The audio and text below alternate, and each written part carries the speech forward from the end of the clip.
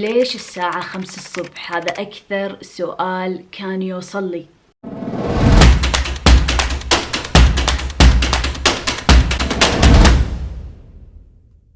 أول شيء شنو اللي خلاني أتخذ هذا القرار وأعتبر أن 5 الصبح تجربة مختلفة وحلوة؟ إن أنا قريت كتاب، مو قريته، سمعته صوتيا، بس أبي أقرأ الصراحة، أبي أشتري. اسمه كتاب 5 صباحا، يعني سمعته بأكثر من تلخيص، سمعته بكتاب، يعني هو سمعته كصوتي، يعني كتاب صوتي، وسمعت ناس تتكلم عن مراجعات، بس كله سمعيا. وهذا اللي خلاني للأمانة إني يصير فيني لازم أجرب أقوم 5 الصبح. الموضوع صار قبل 8 شهور إن أنا جربت لي أول مرة إن أنا أقوم 5 الصبح. بس جربت سنوات من قبل إن أنا أقوم 5 الصبح، بس هالمرة الفرق إن أنا التزمت يمكن أول فترة لمدة 2 أو 3 أشهر، 2 متواصل. بعدها قطعت شوية، يعني بلشت أقوم بكر، بس يعني مو وايد مبكر، يعني الساعة 7 6 ونص كذي.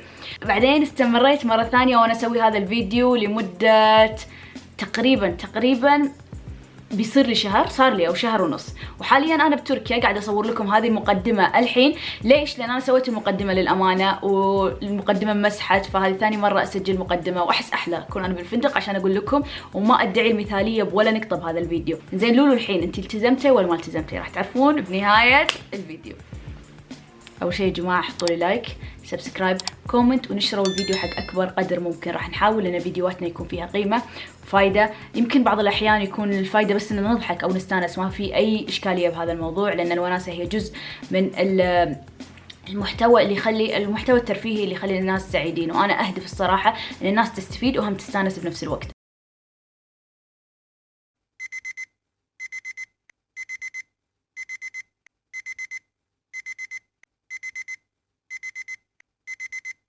الساعة 5 الصبح، أصعب شيء التوقيت، ولكن تابعوا هذا الفيديو.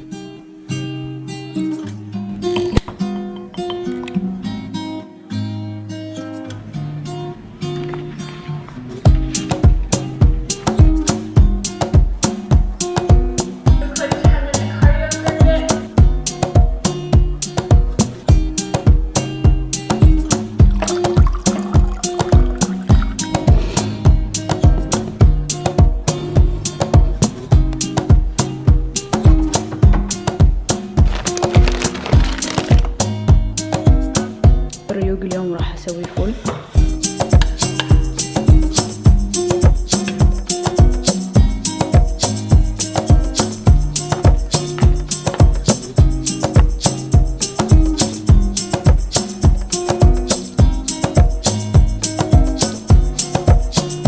وهذا هو شكل ريوقي.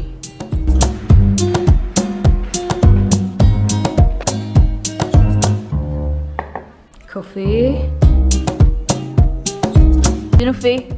شنو في توم.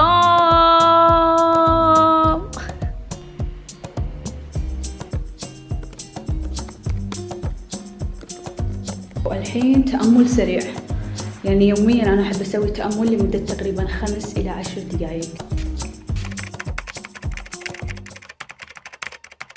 كل يوم إذا قمنا الساعة 5 الصبح العقل راح يكون صافي بدون مشتتات، يكون في عملية اندفاع نحو التفكير، راح نفكر بطريقة فيها صفاء ذهني كبير. رقم 2، الساعة 5 الصبح نكون في مرحلة التفكير الذهني الكامل. شنو يعني؟ يعني نكون في مرحلة الحيوية الكاملة، يعني نركز في كامل قوتنا الذهنية، وهذا الشيء يأهلنا حق يوم كامل من الإنتاجية. إذا كان صباحنا صح، ابتدى بالطريقة الصح، راح يأهلنا على إنتاجية ممتازة في يومنا. علميا ما في تشتيت الساعة 5 الصبح، لأن في قشرة مسؤولة عن التفكير المنطقي. هذه القشرة توقف، يعني توقف الساعة 5 الصبح ما تشتغل. فهذا الشيء يخلينا نرتاح، يكون في صفاء ذهني، نبتعد عن التحليل والتفكير العميق. بالعكس، راح تطلع وتتدفق أفكارنا بطريقة انسيابية بسيطة في صفاء ذهني، وبالتالي لما يصير هذا الشيء يزيد معدل التركيز عندنا. رقم 4، الاستيقاظ في 5 صباحا يعتبر من أولى علامات النصر في يومنا من صدق. إذا احنا بديناه بالطريقة الصح راح يأثر وايد. طبعا الصح بالنسبة لي غير عن الصح بالنسبة لك، أكيد هذا الشيء، بس أنا أشوف أن 5 صباحا وهم وفقا للأشياء اللي أنا قريتهم من قبل أنه يلعب دور كبير أنه يخلي إنتاجيتنا ممتازة في يومنا. رقم 5، في ناس تتمنى أنه يكون عندها يوم تكون مرتاحة فيه خاص حقها هذا اليوم، بس تحس انه ما عندها وقت. اذا دوامك مثلا الساعة 9 تقوم الساعة 5، بعدين تجهز حق أبنائك توديهم مدرسة تتريق، هذا الشيء يلعب دور إنه يكون عندك ساعة كاملة وحدك. نادر ما حد يستيقظ أصلا الساعة 5 الصبح، فتخيل بالبيت أنت قاعد الساعة 5 الصبح، ساعة كاملة حقك راح تفرق معاك 100% من 5 ل6. لما أنت تقوم وكلها تقول مثلا ما عندي وقت، بس لما تخصص من 5 ل6 وقت حقك بروحك، عادي تسوي اشياء صار لك سنوات تبي تسويهم، عادي تسوي اشياء كنت تحلم تسويهم، عادي يكون عندك استرخاء صباحي جميل بروحك، وبالتالي ان يومك وايد راح يكون سعيد.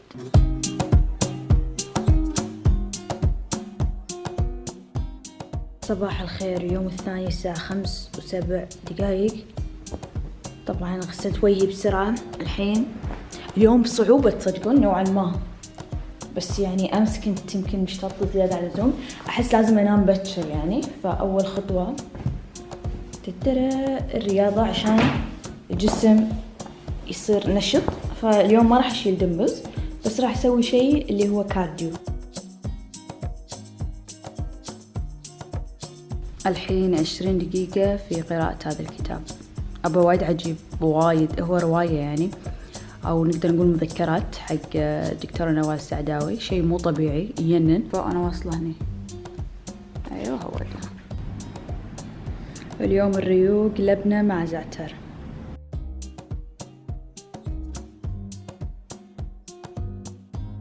طبعا أنا أتريق بالعادة مرتين، مرة أول الصبح ومرة كذي يعني على الظهر تقريبا. فهذا الريوق الثاني، لأن أيوة طبيعي، لأن أساسا أنا بالصج بحياتي ما ألتزم غدا عشاء ريوق، بالعادة أكل كل كم ساعة، يكون لو سناك أو مثلا وجبة يعني أشياء يعني كذي.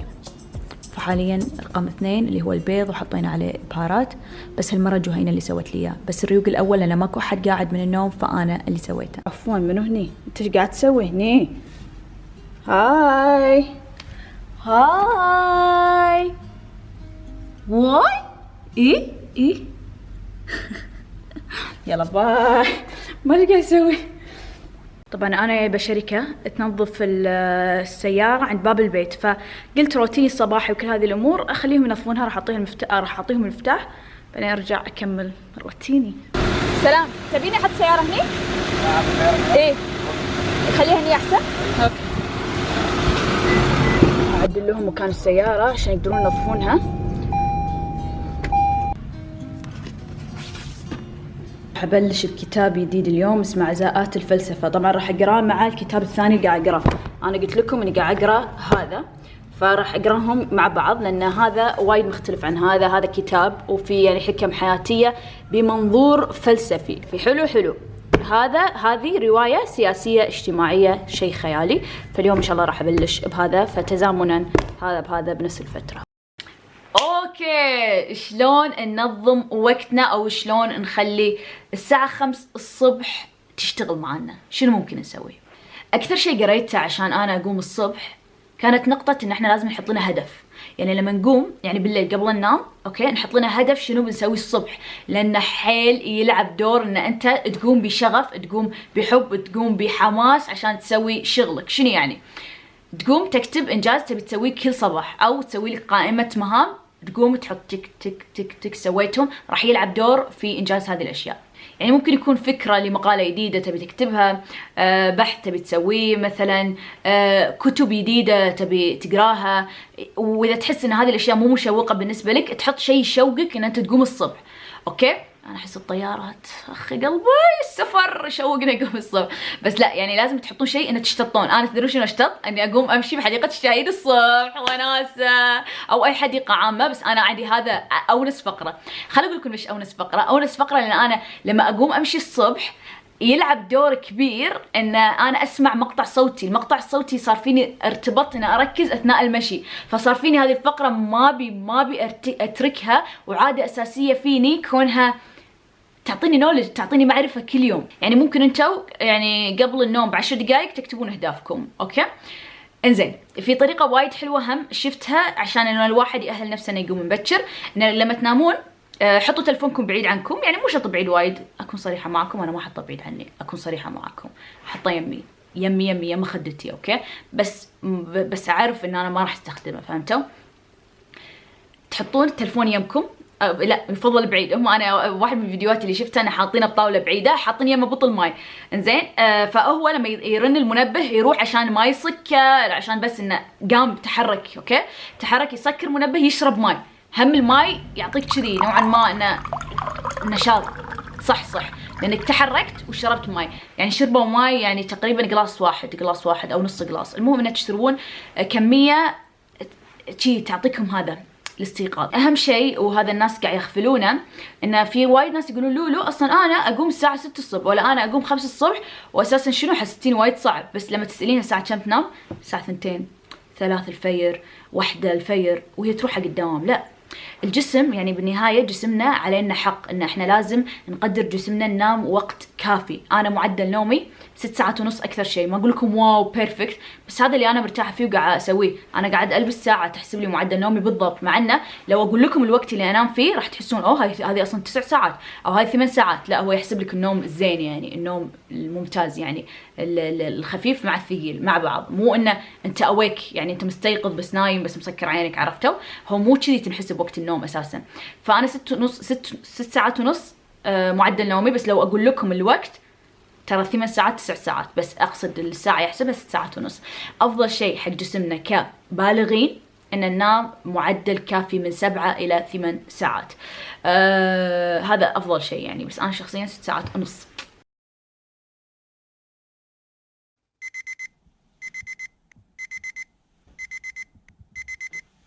خمس الصبح. صباح الخير باليوم الثاني، تونا مخلصة ورك اب سريع وايد.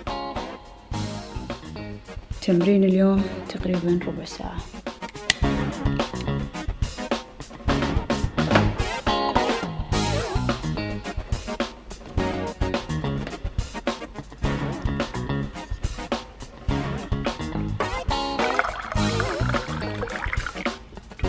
واحدة من أجمل الفقرات الصباحية، راح أحط الحين صبغ أظافر. العادة راح أحط هذا لوني المفضل. راح بلش، وساعات أقرأ هم من المغرب، يعني هم من مثلا تقريبا 20 دقيقة 30 دقيقة. فيعني مجمل عدد الصفحات يعني على حسب نوع الكتاب، بس هذا الكتاب مثلا أقدر أقرأ 50 40 30 وهكذا. راح اسوي حق الريوق الاول تورتيلا داخلها دياي، شي نفس طقة شاورما، اوكي، مع شي بهارات، بعدين بحط خضرة وجبن.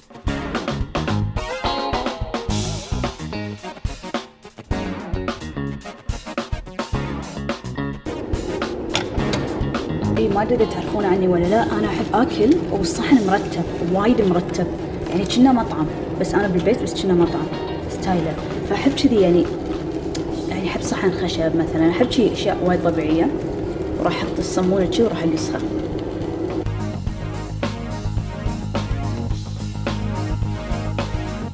واحده من طقوسي اليوميه الصباحيه احط شوفان، واليوم الاثنين، فكل يوم اثنين انا اسقي زرعي. يلا نسقيهم.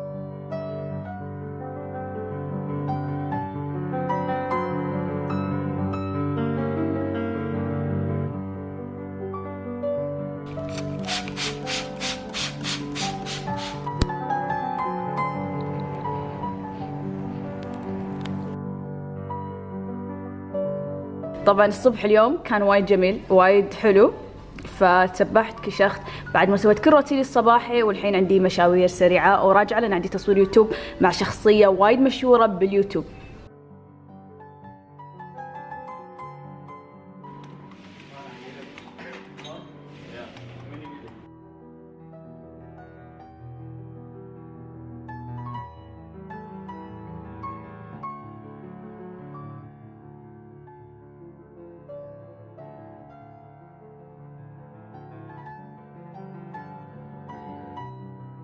من الاشياء الجميله اللي هم ممكن تسوونهم، تمارسون اشياء تساعدكم على حب ذاتكم. شنو يعني؟ ممكن تسوون تامل، ممكن تكتبون اشياء تحبونها، ممكن تسمعون موسيقى حلوه تريحكم سواء قبل النوم او بعد النوم، يعني لما تقومون من النوم. ممكن تسوون توكيدات صباحيه، يعني اشياء يعني تساعدكم. يعني مثلا تقولون عن نفسكم كلمات حلوه، يعني تمدحون نفسكم، جميلة الجميلات، أنيقة الأنيقات أي شيء، بس من صدق والله هذه تلعب دور إن أنتم نفسيتكم تكون حلوة صباحا. أو حتى ممكن يعني تشربون شيء تحبونه، أنواع شاي معينة، تسوون سكين روتين قبل النوم، هذا يلعب دور إن تصيرون استرخاء. أنا تدري شنو أسوي بالليل قبل أنام؟ أحط لك شي أغاني، مو أغاني، لحن مال يوغا، لحن مال تأمل، شي حتى عادي وانا قاعده اسوق سياره راد البيت، عشان تدريجيا اهل نفسي ان لولو يلا راح تنامين. وهم في شيء وايد حلو، ساعات تحطون روايح عطريه او زيوت عطريه تلعب دور. انا احب احط لافندر شي ارش على المخده مالتي، واحط بخار كذي يطلع من الغرفه، احس هالشيء حلو. يعني مو بالضروره ان الصج 100% له فاعليه، بس ترى انتم بعقلكم تخلقون الطقوس الخاصه فيكم. مو بالضروره ان اذا ما سويتوا هالشيء او ان هذا الشيء اذا حطيتوه فعلا راح يصير، لا، هو بالنهايه انت ترسم الطقوس اللي تبي تعيشها وتقص على عقلك الباطني وتطبقها.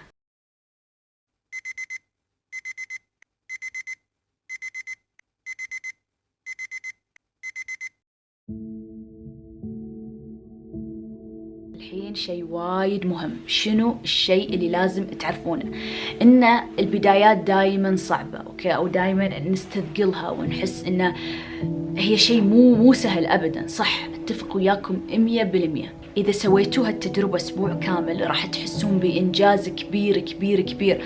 يعني ما اقول لكم انه اوه يلا سهل سهل سهالات، لا، راح تعانون بصعوبة نوعا ما، بس اؤمن ان الانسان بشكل عام عنده طاقة اصرار كبيرة، اذا قدر يستثمرها راح تفيده بحياته. ريوق اليوم كان تركي مع جبن، بس يعني نسيت اصور، فهذا بقايا الصحن. قريت كتابين اليوم، بينهم فاصل يمكن نص ساعة سويت فيه الريوق. كتابين مختلفين طبعا، فيعني شيء سريع. قلت لكم واحد اوريدي رواية والثاني عن الفلسفة. واحدة من أجمل الأشياء في القعدة مبكر إن تقدرون تنجزون وايد أشياء وتبلشون طلعتكم على الساعة 10 9:30. وايد أحب هالشيء، أو يمكن 9، يعني يمكن أنا روتيني الصباح يطول شوي، خصوصا لما أكتب مثلا أوراق بحثية وهذه الأمور. لنفترض إنه ماكو هذا الشيء فأقدر أطلع أبكر. ما أدري، أنا شخصيا وايد أحب إن كثر الصبح في بركة جميلة.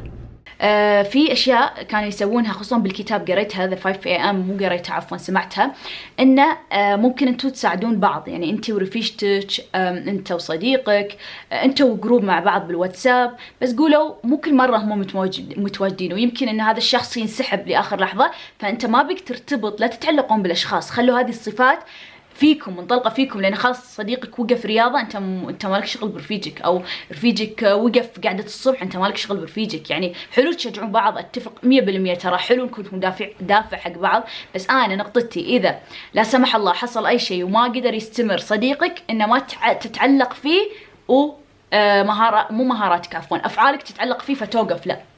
فاحنا نحاول ان نفصل. وفي طريقه ثانيه ان انت تدخلون فيسبوك، انا قريت عن هذا الموضوع، في جروبات وايد اسمها The 5 AM كلاب، اوكي، تدخلون تسوون تشيك ان، مثلا اليوم ركضتوا، اليوم مشيتوا، اليوم ما شنو، اذا انتم تبون. يعني انا شخصيا ما ادش هالاشياء، لان ابي شيء نابع من نفسي، لان ساعات هذيل الاشياء تسكر الفيسبوك. ادري انه ما راح يتسكر، بس نفترض اي شيء سكر، اي شيء علق، فما نبي نعلق نفسنا في برامج، اشخاص. التعلق ترى وايد صعب. خلوا الافعال يعني نابعه من كل قلبكم، مع انه حلو جدا ان تبدون مع اصدقائكم، شيء جدا جميل. يعني انا ودلال سوينا هالتحدي مع بعض، يعني مرات حتى دلال سويت فيديو، اذا ما دشيتوا الفيديو راح احط لكم اياه في صندوق الوصف، راح تشوفون الفرق بيني وبين فيديوها. انزين، فانا احس انه حلو تشجعون بعض، مع انه ترى ساعات انا ما التزم، ساعات دلال ما تلتزم، بس كل واحده ما لها شغل بالثانيه، كل واحده قاعد تكمل، فهذا الشيء حلو، يعني ان الانسان يستمر. خلصنا من التمارين الصباحيه، الحين راح اكتب واسوي تامل ويعني كذي. اوكي، صباح الخير. اليوم انا امس كنت بالافنيوز فشريت صمون، راح اسوي لي صوص مع الصمون. يعني ريوق اليوم بس كذي نفس خبز، يعني اشكال وانواع، بس هني راح اسوي احس لبنه مع دبس رمان مع سماق، احس خيال، ما ادري ليش شي، يعني من الصبح وانا افكر بهالخلط. اوكي، حطيت لبنه، الحين بحط سماق، بحط دبس رمان. ما ادري ليش احس كذي مشتهيه، عرفتوا الشعور؟ انا ما شفت شيء، يعني ما شفت مثلا فيديو ولا حد قال لي هالخلطه، بس احس لذيذه، هو واضح انها لذيذه والله. يا سلام، شنو هالخبز الجميل.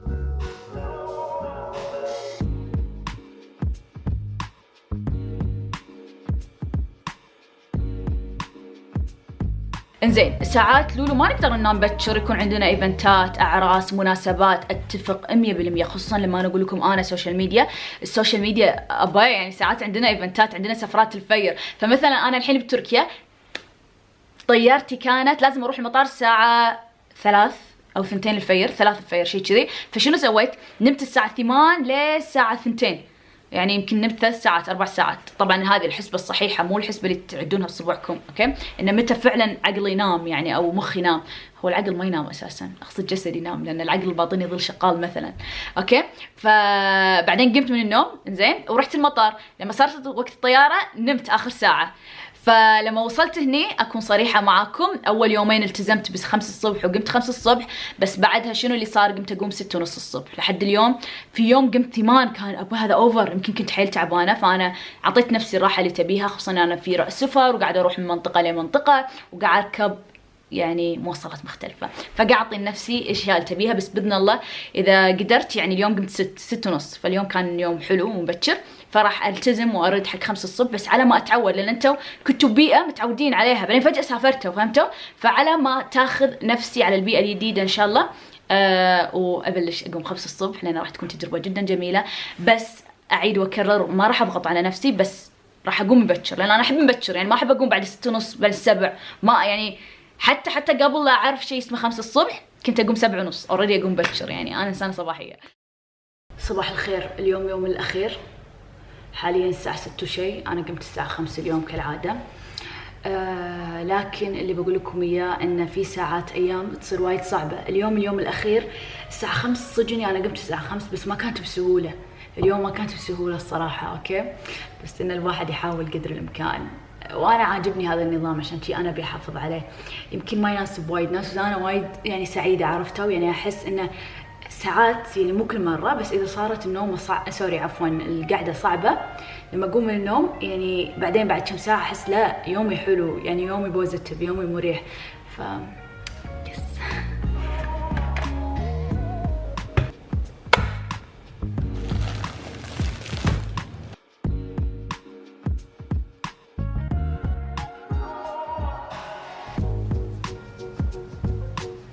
من اكثر الاشياء اللي احب اسويها ان انا اكل تمر. احس ان التمر شي طاقه، لانه سكريات، ما ادري، شي اكل وحده بالغالب لما اقوم من النوم، ولما اطلع من بيتي اخذ 2 او واحده. فما ادري، احب التمر، خصوصا السكري والخلال. الخلال بالكويتي يعني التمره لما يصير لونها كلها اصفر نسميها خلال. فقولوا لي انتم شنو تسمونها بدولتكم؟